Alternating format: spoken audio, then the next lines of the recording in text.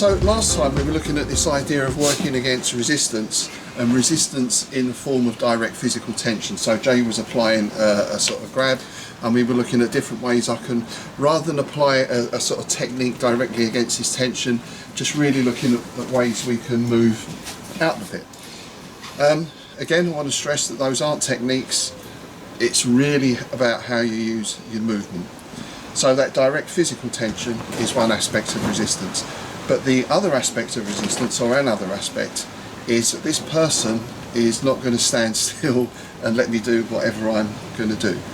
It's not uncommon to see this in demonstrations where my friend throws a punch and I do several techniques or whatever, and he's kind of frozen there. It's okay for demonstrations, it's okay for learning maybe combinations and that sort of thing, but you have to start building a response and movement back into that. Now there's two types of movement in this. There's the movement that he makes, so if he punches here and I block, then maybe he's going to throw another punch or whatever he's going to do. But the other type of movement is what I make him do. So if, for example, we go here and I hit him there and I get a good shot in, he's going to move in some way. Because if I get a good shot in from here, at the very least, the head's going to turn, and that's going to sort of determine what I do next. So there's that to consider. When we're working this, there's two main approaches. Now we can work pre-contact, but I'm going to cover that next time. If we're talking about we get to contact, there's two things. One, I evade his, sorry, just try punch. I evade his punch, and now I have to respond to what he gives me next. So whatever he does from there, I have to respond and take control of the situation. So for this, I need to have good sensitivity, good tactile awareness. I can't rely on the vision too much, because in an adrenalised situation, the vision tends to narrow. But I should be able to work here from feel. I should be able to feel if he's going to throw that other punch. See, there's a movement there. I should be picking that up.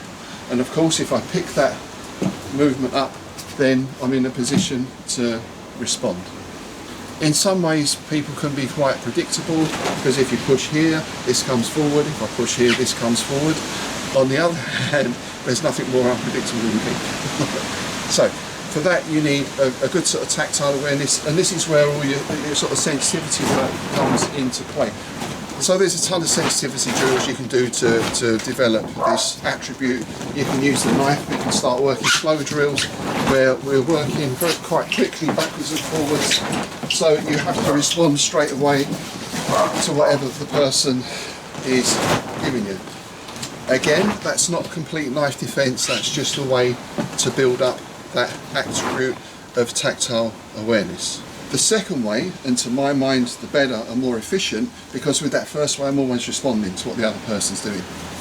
The second way is to try and affect the person on first contact in such a way that it makes it difficult for him to move or respond.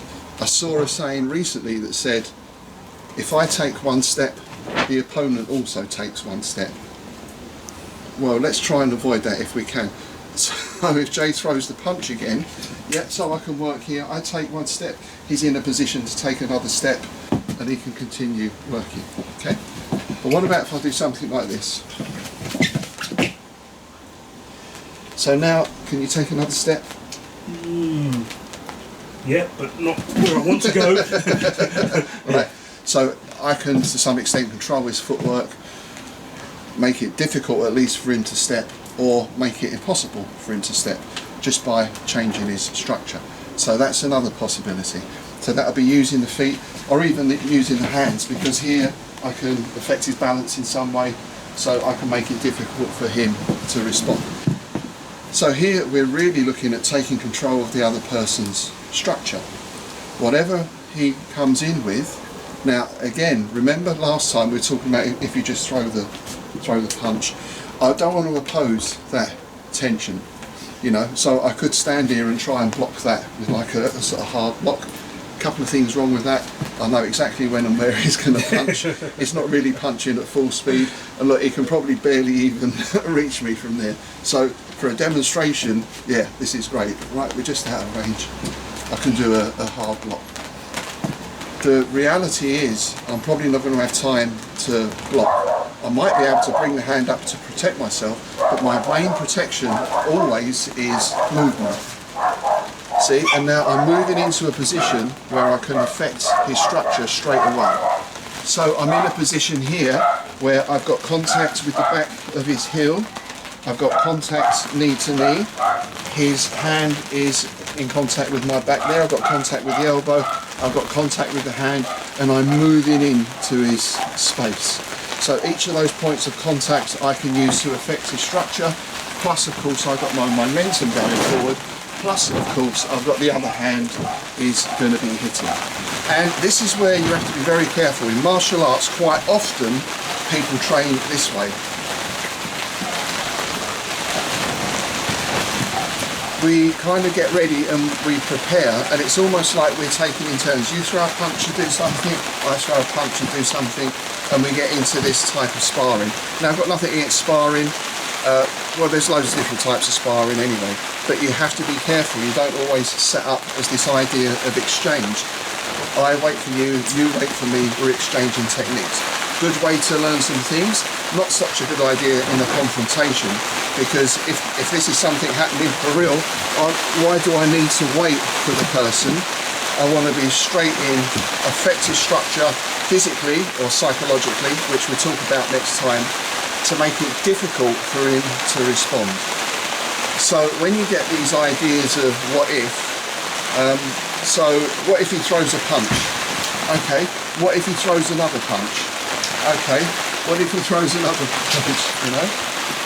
What if, when he brings his hands up, I'm moving straight in to control him? Now, what can he do from there? Bearing in mind I'm stopping at that point as well. Here you can go into a takedown, you can put your strikes in, whatever. But the basic idea is, as soon as this person moves, I want to make it uncomfortable for him, difficult for him to respond from that position, while at the same time being quite comfortable myself. So I'm trying to maintain my posture as much as I can.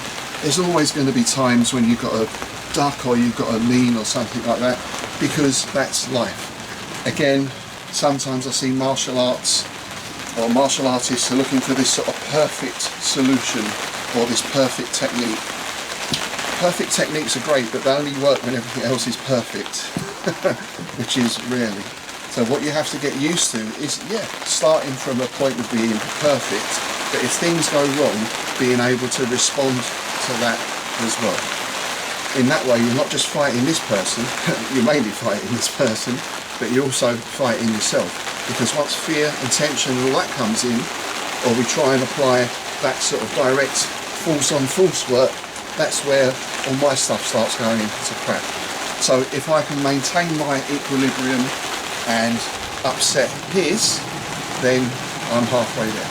So of course that's just a very quick look at that subject, because as with all these subjects, you start talking about one thing, we can get into all sorts of other areas. But if I give you one takeaway from this, it's when you do your sparring, work your normal sparring fine, but also look at this idea of shutting your partner down immediately as best you can. There's a challenge with that in some aspects of training, because of course an easy way to shut someone down is bang.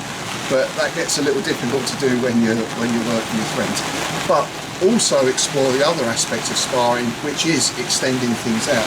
So we're doing like that knife flow we said earlier, where here, see, in real life, I'm not going to take the knife and kind of break off there, you know, but this just gives us an opportunity to start working some of those things we've been talking about. See, I'll try and make it a little bit difficult for him each time.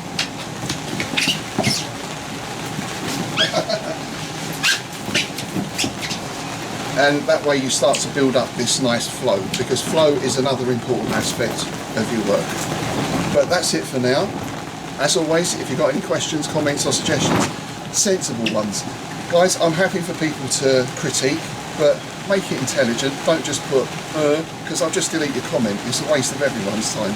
Anyway, any comments below, please like, subscribe and share, and I'll see you next time.